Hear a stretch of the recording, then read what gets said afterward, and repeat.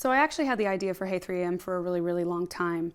And I kept pitching it at Wrights and no one wanted to write it with me. So I put it in my phone notes and it kind of sat there for a couple of years. Fast forward, I was up one night. I'm a night owl.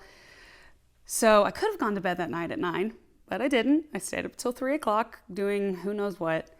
And I remember looking at the clock and I said to myself, like, what's up, 3 a.m.? We're homies now. And my songwriter brain went off and I was like, wait a minute, I had this idea. And so I was scrolling in my phone and there it was. And I was like, oh my gosh, I have to take this in to Aaron the next day. And so I show up to the Wright and actually someone had canceled on us. And I was like, Aaron, I have to write this song called Hey 3 a.m. It's about being frustrated that you can't go to bed at night and why you don't go to bed earlier. And he looked at me and it was like, we instantly had the connection. And like an hour and a half later, we wrote the song. And it's one of my favorite and most personal songs. I feel like we all struggle sometimes with going to bed at night because our brain is just wired for some reason. Either we're analyzing the conversations we had that day, or we're analyzing our stresses, our anxieties, the past, the future. And it's just so hard sometimes to turn your brain off. And I feel like the real sentiment behind Hey 3 a.m. for me is that personal choice of, all right, am I going to make the decision to let my brain go down all these crazy rabbit holes?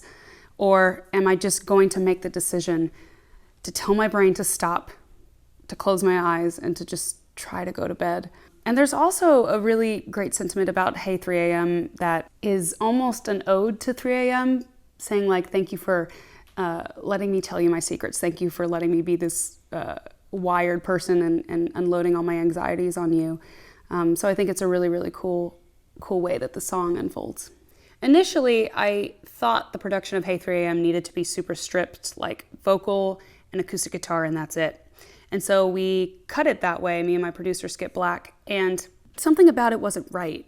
My team didn't think it was right. My gut reaction didn't think it was right.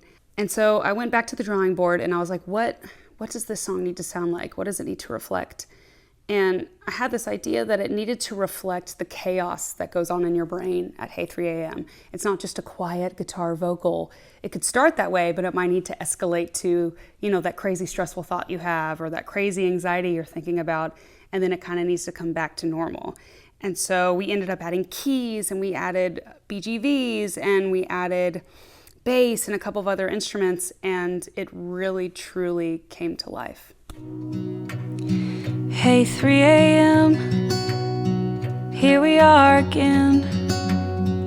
Been a while since I've seen you. How you been?